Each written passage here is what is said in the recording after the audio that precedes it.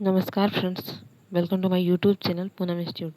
तो फ्रेंड्स, कैसे हैं आप लोग? आशा करते हैं आप लोग बहुत अच्छे होंगे और अपनी पढ़ाई ज़बरदस्त तरीके से कर रहे होंगे। फ्रेंड्स, आज हम पढ़ने वाले हैं क्लास 10 बायोलॉजी चैप्टर फर्स्ट, जो कि हमारा sexual reproduction of flowering plant या पुष्पीय पादपों में लैंगिक प्रजनन, जिसका हम पार्ट 2 पढ़ने जा रहे हैं। पहले चैप्टर में हमने पुष्प की संरचना के और उसके भाग के बारे में पढ़ लिया था। आज हम पढ़ने वाले हैं नर एवं मादा युग्मकोद्भिद का विकास, development of male and female gametophytes. तो ये फीमेल गैमेटोफाइट्स क्या होते हैं, तो देखते हैं। किशोरा अवस्था में परिपक्वता प्राप्त करने के क्रम में प्रत्येक जीवधारी में जननांगों का निर्माण होता है। ये जो युग्मकोद्भिद का विकास होता है, यह किशोरा अवस्था में होता है। जो किशोरावस्था में जननांगों का विकास होता है, उसे हम युग्मकोद्भिद कहते हैं। पादपों में ये जननांग पुंमंग नर जननांग या जयांग मादा जननांग कहलाते हैं।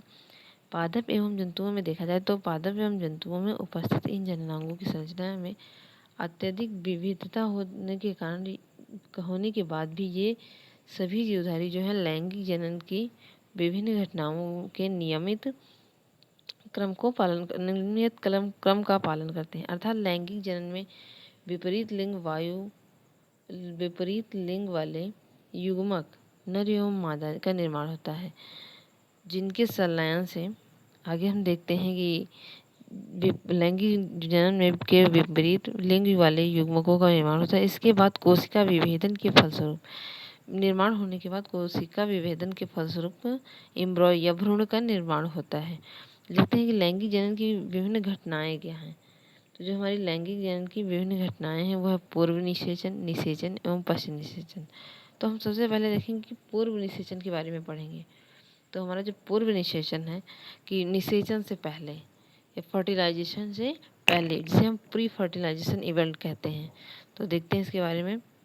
जो हमारा प्री फर्टिलाइजेशन इवेंट है, इसमें यह है कि निषेचन की क्रिया में नर एवं मादा युग्मकों का संलयन होता है।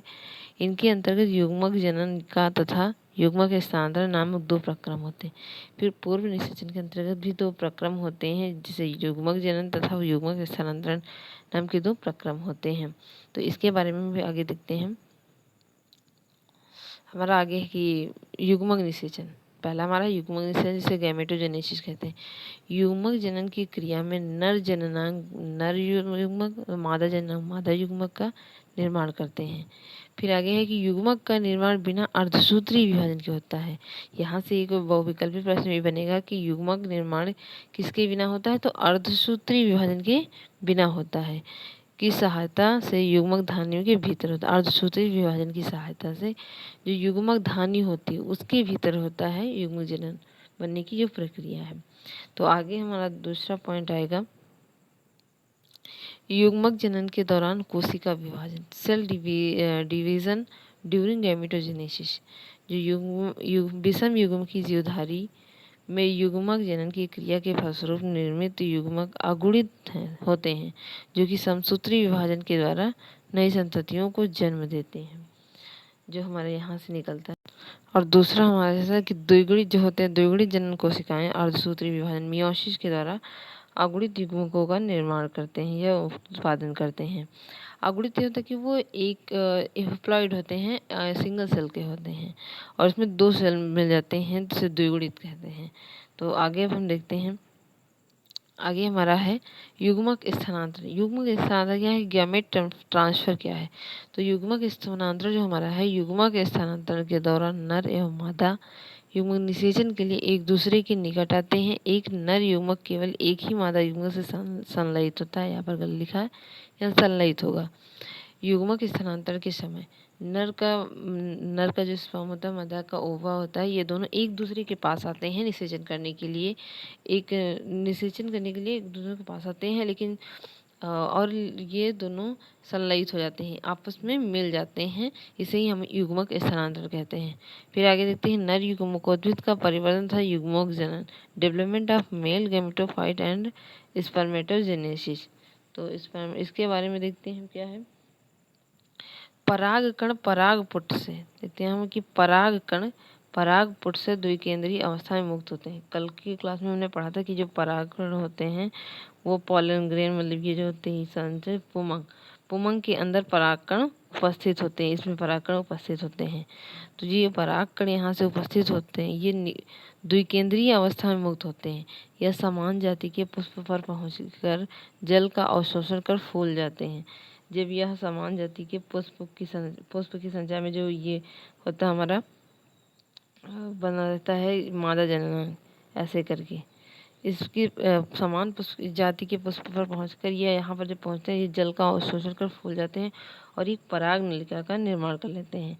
जिससे हम यहाँ पर देखते हैं कि ये हमारा एक स्पर्म है, ये हमारा एक स्पर्म है। ये जब जल को पाता है तो ये फूल जाता है और ये एक पूंछ की तरह इस तरह का निर्माण कर लेता है जिसमें कोशिका द्रव्य ये सब भरे हुए होते हैं। पराग नलिका का निर्माण कर लेता है। पराग नलिका में ही जीव द्रव्य नलिका के अंदर तथा थोड़ी देर बाद जनन कोशिका में प्रवेश कर जाती है।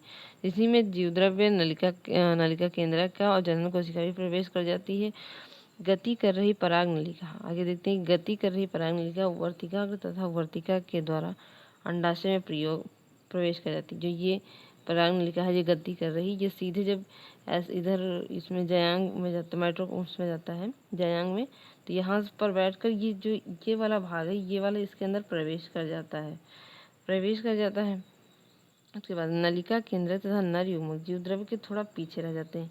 नलिका केंद्र जो होता है यहाँ पर दो के बाद यहाँ टाइम बहुत जगह नहीं है इसलिए बता रही हूँ कि दो पीछे रह जाते हैं जीव द्रव्य की। यह क्रिया नर युग्मक जनन कहलाती है। यह क्रिया जो हमारी है वो नर युग्मक जनन कहलाती है। तो आगे हमारा है कि ये चैप्टर हमारा समाप्त होता है कि नरी एवं मादा युग्मकोद्भिद का विकास जो है वो यहाँ से क्लियर होता है। तो अब हमारा आपसे ये रहेगा, हम आपसे उम्मीद करते हैं कि अगर हमारी वीडियो आपको अच्छी लगती है तो आप हमारी वीडियो को लाइक करेंगे और हमारे चैनल को सब्सक्राइब करेंगे जिससे कि हमारी प्रत्येक वीडियो सबसे पहले आप तक पहुँचे। तो थैंक यू फ्रेंड्स, और कमेंट में बताइए कि वीडियो कैसी लगी। तो थैंक यू फ्रेंड्स।